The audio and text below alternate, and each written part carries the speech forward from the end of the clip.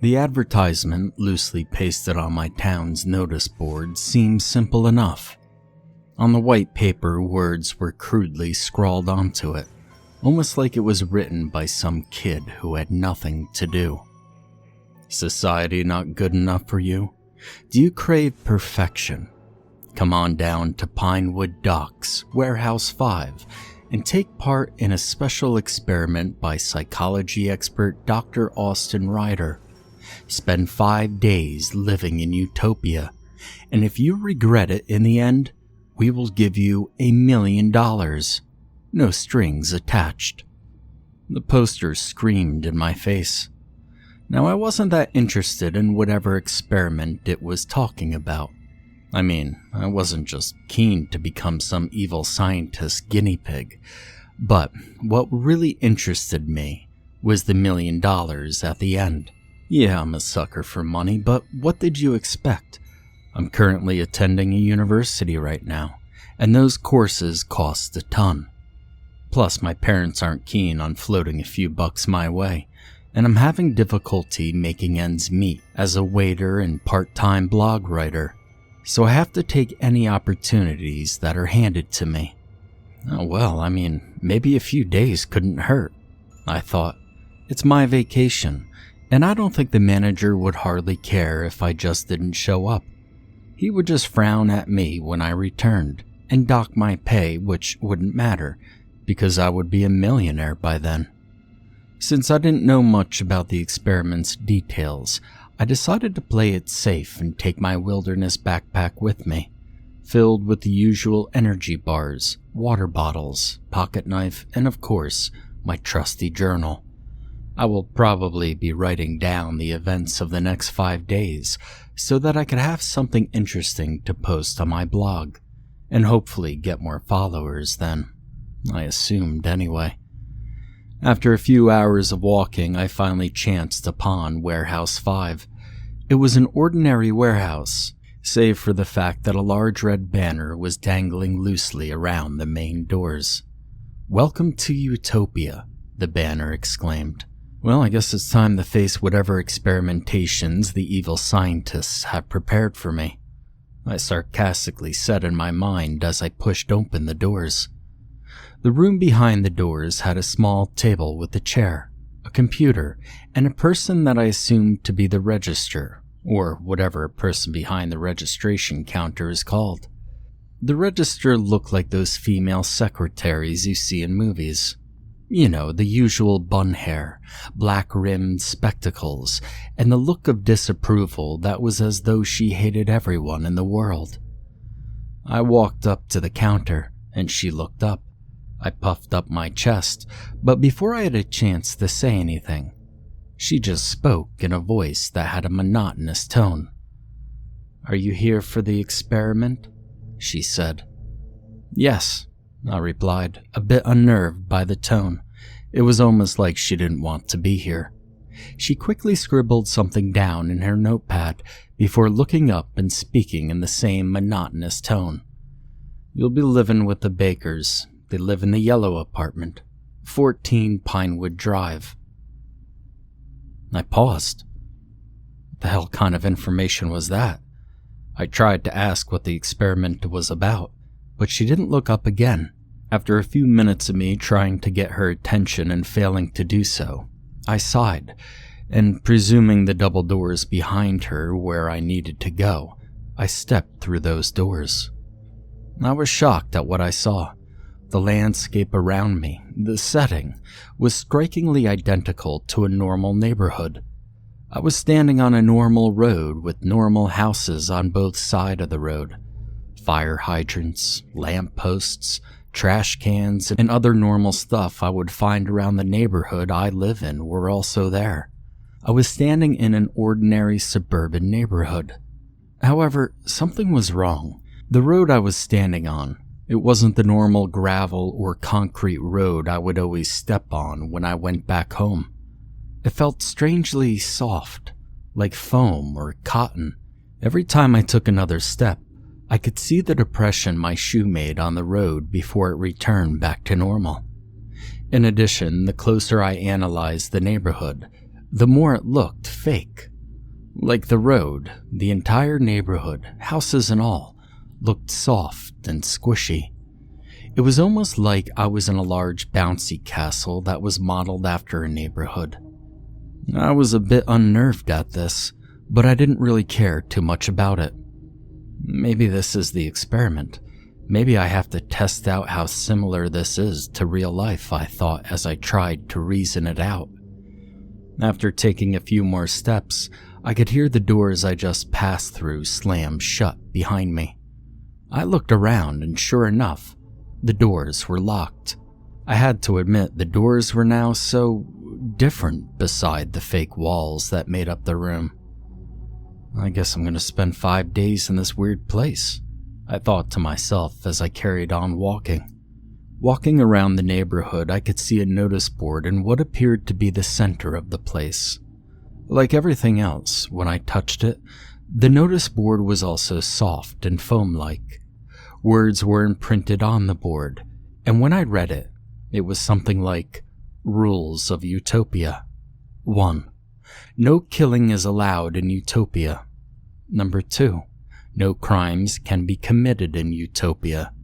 3. No deaths are allowed in Utopia. I chuckled at the last rule. No deaths.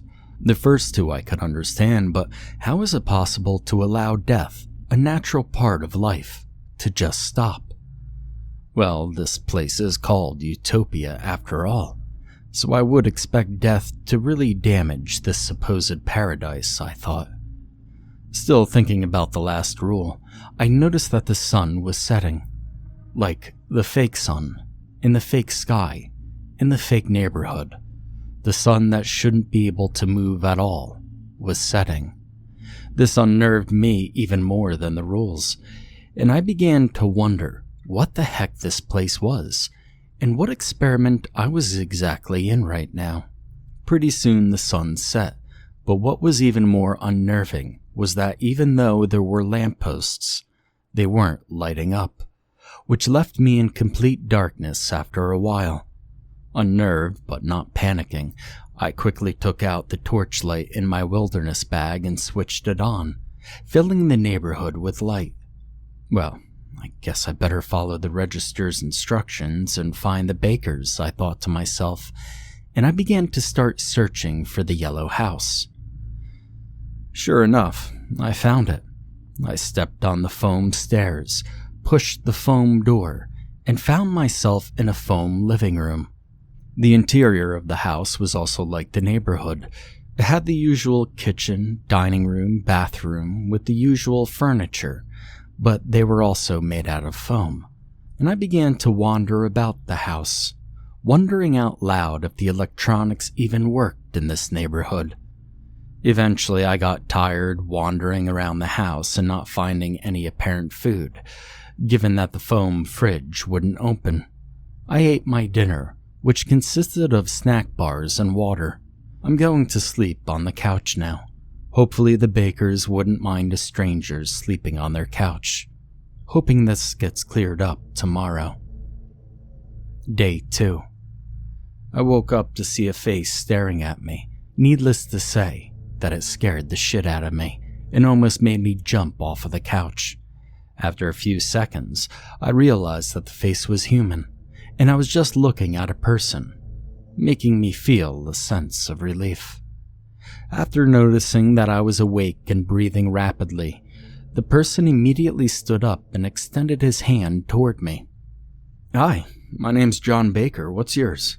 he said in a crisp, friendly voice. Still reeling from the shock and a bit weirded out by John's sudden urge to introduce himself, I begrudgingly took a hold of his hand. "My name's, it's Tom," I muttered warily. "Hi, Tom," John exclaimed. "Quite frankly, I'm so proud to be your friend." Looking at John more closely, I noticed that his appearance looked unnaturally perfect. He was handsome without a doubt, with slicked back hair, a kindly smile, and with no blemishes whatsoever. It almost looked like I was staring at a character from one of those soap operas they show on TV that old people like to watch all the time. Am I your friend? I said. Well, of course. Quite frankly, everyone who sleeps in our house will always be my friend, John excitedly replied. At that moment, I was going to leave the house, hopefully end the experiment so I could get away from John, who was getting creepier by the minute. I was also going to say goodbye and try to find my bag, which had suddenly gone missing, even though I could swear it was right beside where I had slept. But then the smell of freshly baked waffles came in from the kitchen. Now, I'm not really a fan of waffles, but the smell was just so good. All thoughts of me leaving the experiment disappeared, and I found myself walking towards the dining room and sitting at the dining table. A woman, which I presumed to be John's mother, was sitting by the table, seemingly waiting for John and I, with waffles on her plate and 2 other plates. She had a motherly vibe to her, and she looked just like an ordinary housewife, with the long hair and warm smile on her face. "You're Tom, right?" she said. "Well, I'm Susan Baker. Thank you so much for staying at our home." Thank you," I stammered, an unnatural wave of embarrassment washing over me. "But of course," John strolled in loudly, replying. "Quite frankly, you're always welcome in our household." I swear to God, John was becoming creepier by the minute, I thought. But as soon as I remembered the $1 million, which took quite a while to come back to me for some reason, I swallowed my pride. "Come, sit down." Susan gestured at the seat in front of me, and I slowly sat down on the chair. The waffles were on the plate right in front of me now, and I could feel myself drooling from the smell and the anticipation. "Well, what are we waiting for? Let's eat." I didn't need to think twice about that, and picking up the foam fork and knife, I tried to cut the waffles.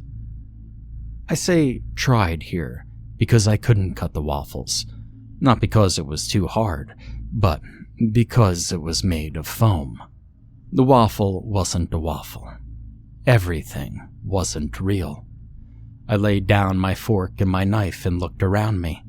John had also sat down, but he was just staring at his food. Susan was also doing the same thing. No one was eating the waffles. I was very unnerved at this point, and on top of that, I was very hungry. I only had snack bars for last night's dinner, and I obviously wasn't going to eat waffles that were fake. Maybe I should ask Susan where my bag is. That way I could at least have something to eat or drink, I thought to myself. "Excuse me, Mrs. Baker?" "Yes?" Susan looked up from her plate and replied, Where's my bag? I think I put my stuff in there and..." "Oh, that thing. I got rid of it. You shouldn't be carrying around such dangerous stuff in Utopia, should you, Tom?" "Well, no, I guess not," I replied, the truth suddenly hitting me in the face. If my bag's gone, I don't have anything to eat or drink. My phone was in the bag, so I can't message anyone now. The only thing I have is my journal, which I put on the living room table, and which I'm still writing in right now with this foam pen. While I was busily internally screaming, John, who was next to me, raised his head. "Quite frankly, Mom, you sure do know how to make some great waffles," he exclaimed. Without thinking, I stood up and shouted, "No, she doesn't. The waffles are fake. You're fake. Everything in this place is fake. The only thing that's real is me, and I'm going to leave right now." After hearing my outburst, both Susan and John's smile disappeared for a few seconds.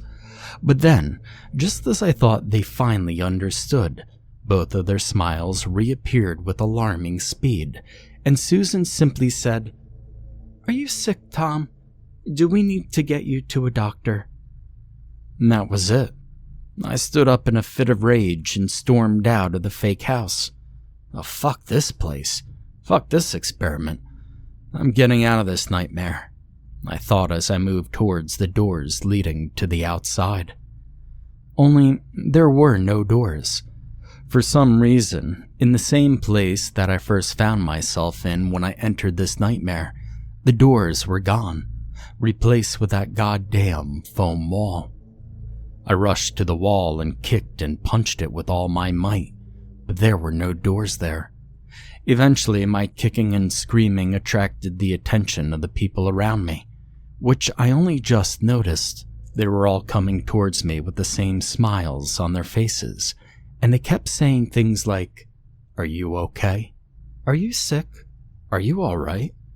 Half angry and weirded out by the people's behavior, I made up some lame excuse and just ran past them down the street. As I passed by the neighborhood notice board in a bid to escape the people who were still coming after me, I saw that something had been imprinted in red on the board. Rule number 4. No one is allowed to question reality in Utopia. We are real. We are perfect. I'm sleeping in the park tonight. I can't trust anyone in here. I might still be hungry, but I don't have a choice. I must tolerate 5 days. 5 days and I'll finally be free from John, Susan, and the rest of this town. Day 3. I woke up hungrier and thirstier than ever before, but I must resist.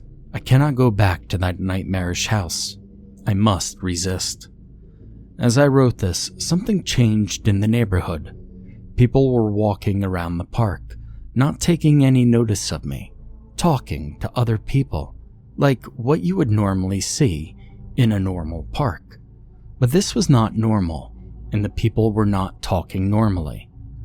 Now, either there is something wrong with my ears, or the people started talking louder and louder to other people. They were saying stuff like, "Did you go eat at that pizza place yesterday? I hear the food never runs out." And, Mummy, I got full marks for the school test again. Are you proud of me, Mummy?" And, "Do you want to hear a joke? Why did the burglar rob the bank last night?" He did?" While the people were talking, the loudspeaker, which I know for a fact wasn't there before, suddenly switched on, and the neighborhood was filled with a voice which I assume belonged to the mayor of the town. "Hello, my fellow men, women, children, babies, and fetuses. It is a lovely morning, and I'm happy to announce that, as of yesterday, we have continued our streak of not having any accidents, death, or peculiar incidents of any kind. Thank you, everyone. And remember, if you're not perfect, you're not real." The loudspeaker boomed, forcing me to cover my ears and move away from the park in an effort to get rid of the goddamn noise. I must resist. Quite by chance, as I was walking away from the noises, I happened to stop near a school. For no reason, I decided to peek into the school from the gate. I was looking at what was supposedly the school field, and kids were wearing what I assumed to be sports outfits, but they weren't playing. They weren't even moving. They just stood there, unblinking, staring at one another. Eventually, I heard a bell ring somewhere in the distance, and the teacher screamed. "All right, did anyone get hurt? No one. Perfect. Now hurry on back to class. You wouldn't want to be late, because if you're late, you're not perfect. And if you're not perfect, well then you're not real." I just stood by the school gate, staring at the children for no clear reason as they walked to their classes. I want to be like them. I want to be perfect. I must resist. I cannot let this place get to me. I have to get out of here. I could see John amongst the children. He has been staring at me the whole time, staring and continually smiling at me. I can't take this anymore. I must stop what I'm seeing. I've been starving and dehydrated for 2 days now. The journal I'm writing in, it seems perfect. Goodbye, Utopia. The cover of the journal turned into that goddamn phone material. Shit, writing seems to be the only thing that could calm my nerves. I'm not by the school gate anymore. I'm at the park again, planning to sleep here again, even though I could barely sleep with this hunger and thirst. Maybe the hunger can kill me before this neighborhood does. Day 4. I woke up feeling better. Not hungry, not thirsty. I'm not supposed to feel better for no reason, though. Unless the scientists behind this crazy experiment may have kept me alive.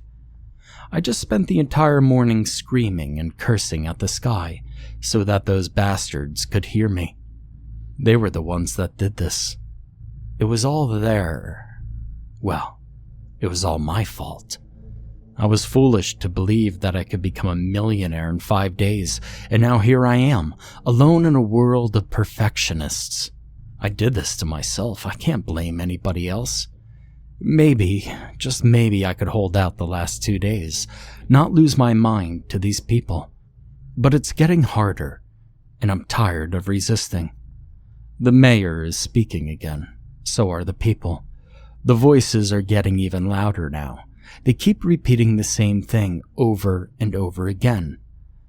We are perfect, so that we are real. The imperfect ones are an illusion. We're perfect, so that we are real. The imperfect ones are an illusion. I have to resist, but I can't resist anymore. I'm trying to sleep now, desperately trying to drown out the noise. I must sleep. Only one more day left. Day 5. I woke up in the park today. I, quite frankly, didn't know why I was sleeping in the park. I was supposed to be sleeping in my bed, in the baker's house. I just moved here 4 days ago, and I've been staying at the baker's. Quite frankly, I think they're quite kind and generous. I can't imagine anyone who would want to abandon them. Without hesitation, I grabbed my trusty notebook and I rushed back to the yellow house on 14 Pinewood Drive. And sure enough, they stood in the front door waiting for me. I rushed into Mrs. Baker's open arms and I apologized for abandoning them. "Don't worry," Mrs. Baker reassured me. "Now that you are real, you'll never make any more mistakes ever again. Do you know why we are real? Well, it's because we're perfect. We're smart. We knew that food was running out, so we made it permanent. We knew that our kids had to get good jobs, so we made them become geniuses. We knew that death was pointless, so we made it forbidden. And we knew that society refused to change, so we created our own. We became perfect so that we could be real." I just cried after hearing her words, and I sunk deeper into her arms. "Well, come on," Mrs. Baker said after a while. "We'll be late for baking time. And we don't want to be late, do we?" "No, Mrs. Baker," I said as I detached from her arms and smiled. Together, we entered the house. I am real, because I am perfect. Note: on August 11, 2015, the authorities from the town of Pinewood received an anonymous tip regarding the location of the people who had disappeared over the past few weeks. While conducting a raid on Warehouse 5 in Pinewood Docks, they came across a horrifying sight. The missing people were trapped in cages, and most of them were severely malnourished and dehydrated.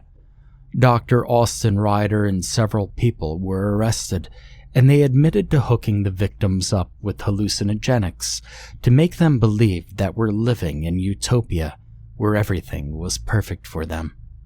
While some of the victims succumbed easily to the delusion, some tried to resist the hallucinations, only to later succumb to it. Among the victims, one of them, Mr. Thomas Winter, my brother, kept a journal with him that detailed the ordeal he went through before he went insane.